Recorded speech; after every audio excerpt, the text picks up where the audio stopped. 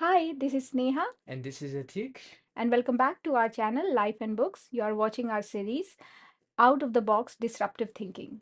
Today, we're going over something that sounds contradictory at first.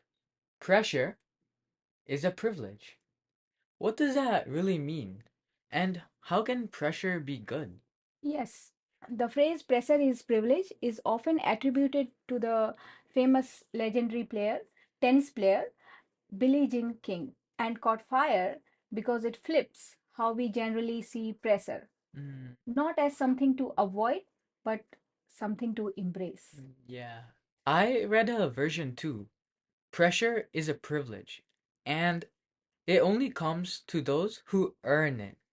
The part only comes to those who earn it adds a layer. Pressure isn't random. It's tied to hard work, achievement, responsibility, and expectation. Exactly. If we say pressure is privilege, there are few paradoxes involved. Mm, First paradox, pressure is painful and uncomfortable. Yet privilege implies to something good, almost positive. mm, Second paradox, we often try to avoid pressure, but the ones who succeed have to face more. mm, So maybe pressure is a sign that you are doing something meaningful. mm, Third paradox, pressure is external. Expectations, stakes, scrutiny, mm, but privilege often implies to internal worth or merit. mm. So there is a tension between what you feel from outside and what you are inside. Right. Another angle is that pressure forces growth. In Forbes, there's a discussion that pressure comes along because an opportunity came along. If you weren't important, no one would expect anything of you, so you won't feel any pressure. That's powerful.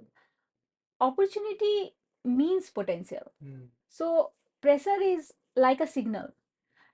You are up to something that matters. The world cares. People expect something from you. mm. That itself can be motivating if you can reframe it that way. I think sometimes people misunderstand this idea.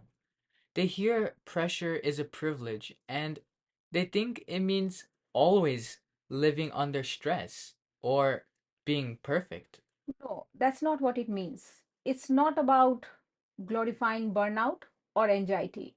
Yeah, it's about recognizing that the situations which challenge you are also the ones that help you grow. Yes, so the privilege is not the struggle itself, but what that struggle allows you to become and what doors it Yeah. opens. And also, it's about choice. We can choose how we respond to pressure, Mm. whether we shrink or freeze by the pressure, or we just learn or stretch. I found an example.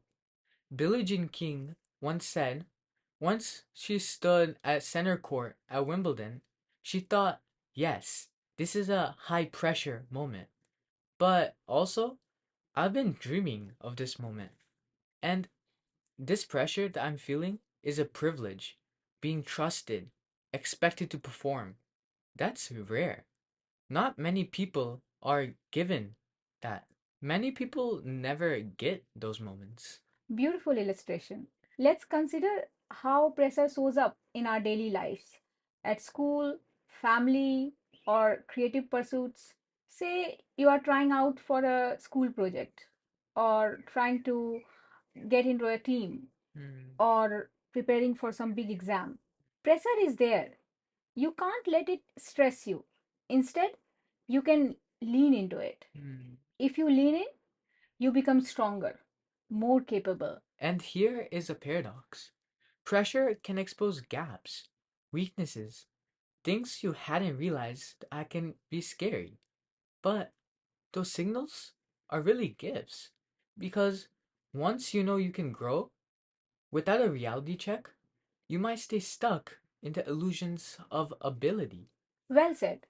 So there is exposure plus potential plus responsibility.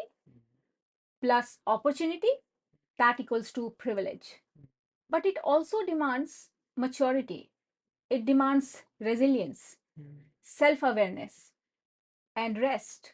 Because if you mishandle pressure, it can break you rather than build you. So, what are the pitfalls? Sometimes pressure is unhealthy. If there's no support, no rest, no realistic expectations, if it's constant, if it's coming from toxic sources. Yes, pressure due to fear or shame or comparing yourself to others in a negative way can be destructive. Privilege doesn't always mean that pressure will always result in growth. How you process it, who supports you, and how do you balance, that matters. Let's talk about mindset shifts. What can you actually do to turn pressure into privilege? Okay, there are several ways.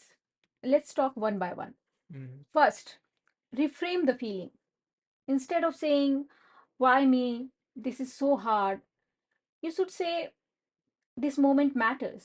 People expect from me. Someone believes in me. Second, prepare. Growth doesn't happen without practice. The more you rehearse, prepare, learn, or refine, the more confident you will feel under pressure. Mm. Third is rest and self care. Even privilege demands rest. Burnout kills purpose. Rejuvenation is a part of staying consistent. Yeah. Fourth, ecosystem support. Surround yourself with people who encourage you, guide you, and challenge you with kindness. Yeah. A mentor, a coach, a friend, anyone. Fifth, reflection. After high pressure moments, success or failure, whatever comes your way, reflect. What did I learn? What surprised me? And what can I carry forward? That's great, Mama. Also, gratitude helps. Being thankful for chances to be tested makes you see pressure not as punishment, but rather as permission. I like that. Permission.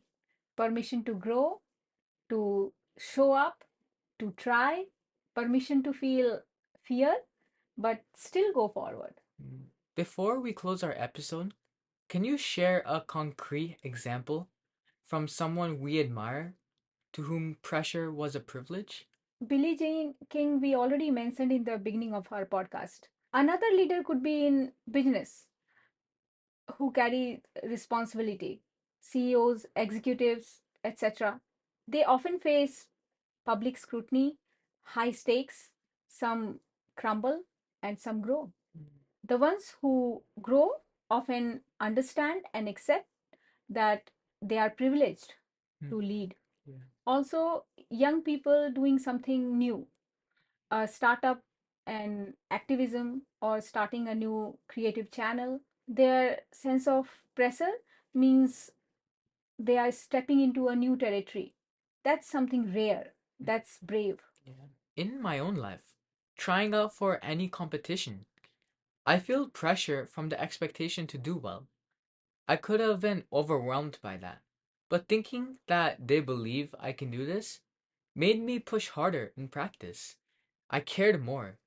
Even though I was nervous, it felt like an honor to be in that situation. So, what's your key takeaways from this conversation? First, if you feel pressure, see it as a signal, not a burden. Second, if pressure arises, respond with choice, don't run.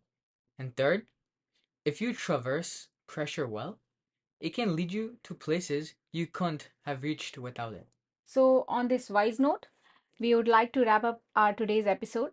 Till we meet again, live life with gratitude and keep reading. Don't forget to like, comment, share, and subscribe to our channel Life and Books. We'll see you in the next episode.